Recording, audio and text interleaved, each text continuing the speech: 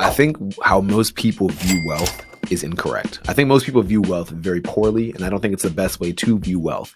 I think if you ask the average person, how would you define wealth? They would equate it to simply a lot of money. They'd be like, oh, this person has a ton of money. This person makes six figures. This person makes $1 million, 10 million, 100 million. Therefore, this person is wealthy.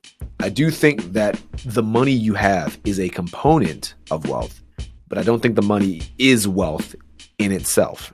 So what do I mean by this? In my opinion, there are two things that truly define whether or not you are wealthy. Number one, are you living below your means? Number two, do you have a lot of time? Or at least do you have a lot of control over your time? And I think those two things are truly what makes one wealthy. What do I mean by this overall? There are many people who have a lot of money, but they don't have control over their time. Those people, in my opinion, are not wealthy. Let's say, for example, you are a very high paid lawyer. Let's just say lawyer, for example, or a doctor, whatever. Let's just say you make about 400K a year. You're pretty much in the top 1% of earners, but you work about 18 hours a day, or you work 17 hours a day, or some crazy shift, and you don't even work when you want to work. Maybe you're a doctor and you have to work overnight, or you work from mid-afternoon to overnight. Are they rich? Yes, they make a lot of money. Are they living below their means? Maybe not. Some lawyers and some doctors, if you ever read the book called The Millionaire Next Door, some people, when they have a high income, they try to keep up with the Joneses. They try to keep up with everyone else that also makes that same type of income. And whatever all those people do is they sort of compete with each other. They try to get the best car, the best house, the best lifestyle. And in doing so, they ramp up their expenses so much that even though they make 400K, they spend 420K or 410K, 450K. I think they actually did a study recently, and I think about 25% of earners that make over six figures are still living paycheck to paycheck, which is insane. Like, it's crazy to think about. But the reason is, they're not living below their means. You can make any amount of money and live above your means. Income does not automatically mean that you can't spend it. You can spend. There are millionaires who can spend all of their money and still be in debt or still be broke. So, are they living below their means? This doctor, lawyer? Maybe. Who knows? They could be. Chances are they might not be. If they are the average type of doctor or lawyer, they probably aren't. So they're not wealthy from that standpoint. Do they have time? Now, I mentioned they have a really weird schedule. They might work from the afternoon overnight. They might just work 17, 18, 16 hours straight with very few breaks, and it could be very stressful. But they're not in control of their time, which is extremely important. Are they wealthy? In my opinion, no, because they don't have control of their time.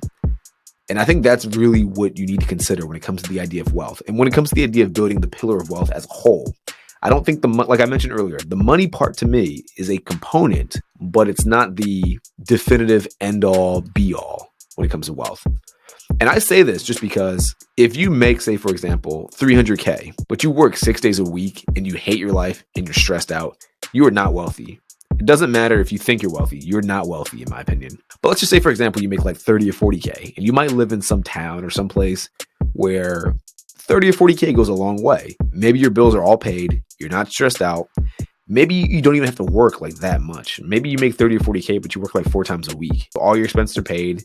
Maybe you can even invest if you choose to. To me, you're wealthy. Maybe you have plenty of time. You're wealthy. You're not rich from an economic standpoint relative to the rest of the, let's say America, the rest of the country, but you got time. You're in control of your time. You're not stressed, and you're living below your means. Therefore, you're wealthy. And I feel like if you keep that in mind when it comes to the pillar of wealth and see that as the foundation and start to work to build up that pillar to get more control of your time while also finding a way to live below your means, I think that is a huge part of what will lead to that idea of fulfillment, that idea of eudaimonia, that idea of the good life. I think that those two things are super important. If you make $1 million and you spend $1,010,000 or 1.1 million or whatever, you're still going to be broke and you're still going to be in debt, relatively speaking.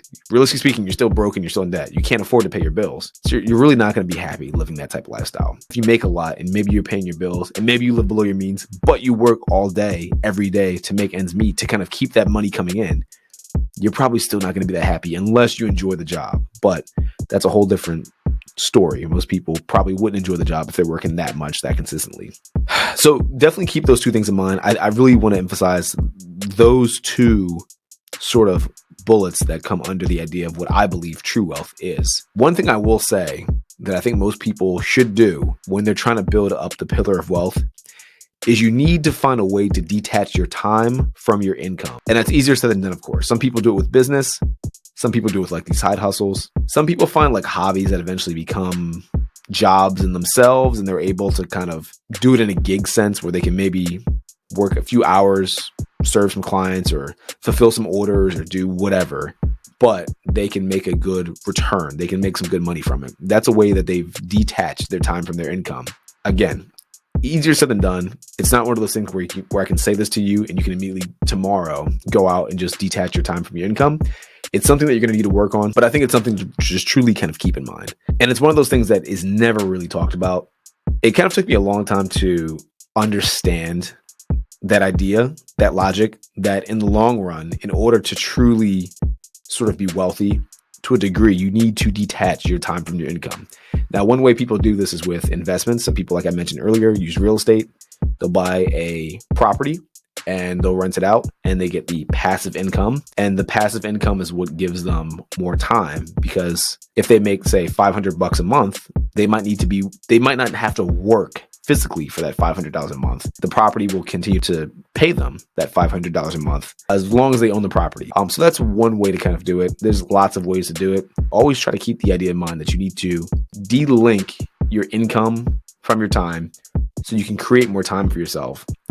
And you want to live below your means. And I think if you can do those things, that is how you begin to really, truly build wealth.